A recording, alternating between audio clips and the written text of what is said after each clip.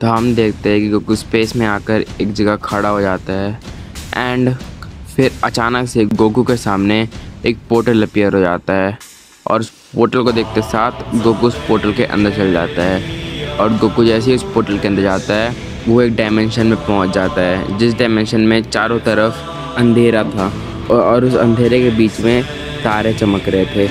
Goku थोड़ा आगे बढ़ता है उस डायमेंशन में और तभी उसे एक क्रैक दिखता है उस डायमेंशन में। जिस क्रैक को देखने के बाद गोकू मुस्कुराता है एंड वो काफ़ी सारे हमले करने लगता है उस क्रैक पे। और हम देखते हैं कि गोकू के हर हमले के साथ वो क्रैक और वो पूरा डायमेंशन हिल रहा होता है, पर तब भी वो क्रैक का होल और नहीं बढ़ रहा होता, जिस चीज़ को देखकर गोकू काफ़ी ज़्यादा हैरान होता है। और क्योंकि वो क्रैक और एक्सपैंड नहीं हो रहा होता है, गोकू अपनी पावर को और बढ़ा लेता है और फिर उसके बाद गोकू बहुत ज़्यादा स्ट्रॉन्ग अटैक करने लगता है उस क्रैक पर। और इस बार वो क्रैक सच में टूटने लगता है, वो क्रैक और बड़ा होने लगता है, जिसको देखकर गोकू एक कामेहामेहा प्रिपेयर करने लगता है एंड वो अपनी पूरी स्ट्रेंथ को लगाकर उस कामेहामेहा को उस सील पे मार देता है एंड वो सील पूरी तरीके से टूट जाती है।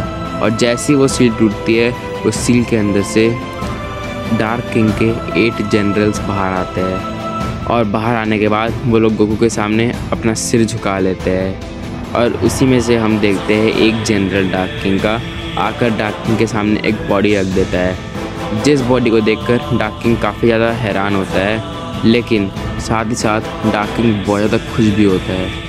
एंड हम फिर देखते हैं अचानक से गोकू बेहोश हो जाता है एंड उसकी बॉडी स्पेस में फ्लोट करने लगती है। और वहीं दूसरी तरफ जो बॉडी अभी कुछ देर पहले डार्क किंग का एक जनरल अपने हाथों में कैरी कर रहा था, वो बॉडी अचानक से उड़ जाती है और फिर उस बॉडी में से आवाज़ आती है, तो फाइनली मैं आज़ाद हो चुका हूँ।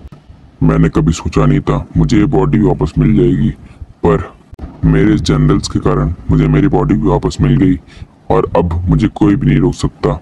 हम देखते हैं अपने 8 जनरल्स और गोकू को लेकर उस पोर्टल के बाहर आ जाता है और उस पोर्टल के बाहर आने के बाद डार्क किंग गोकू को स्पेस में ही फेंक देता है और फिर डार्क किंग उस सील पे बहुत बड़ा हमला करता है, जिससे वो सील अचानक से गायब हो जाती है। वहाँ से ऐसा लग रहा था कि वो सील टूट गई है, जिसके बाद डार्क किंग कहता है, चलो अब हमारा समय आ चुका है, चलो अब हमें चलना होगा।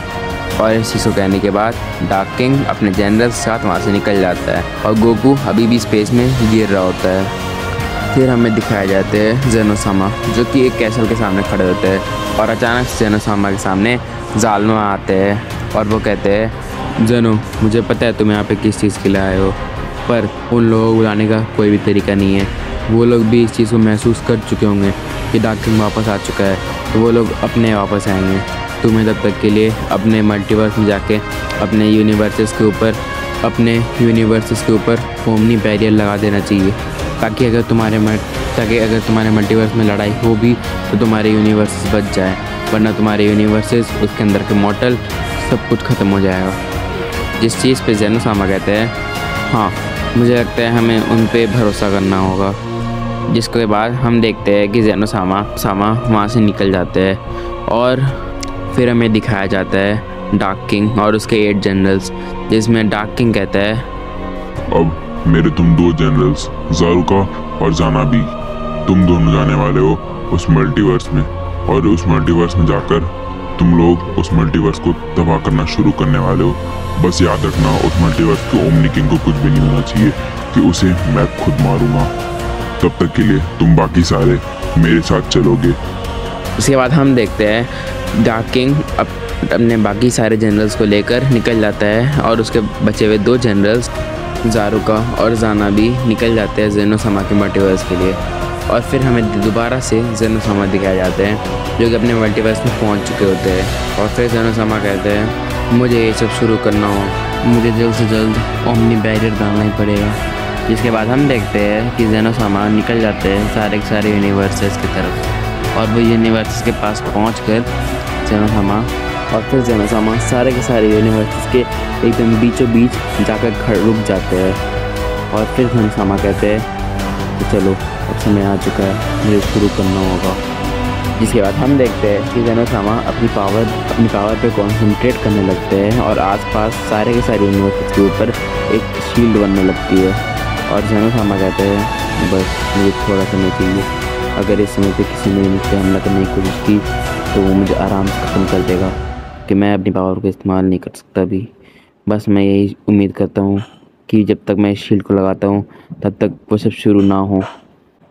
जिसके बाद ज़ेनोसामा उन सारे के सारे यूनिवर्सेस पे शील्ड लगाने का काम जारी रखते हैं।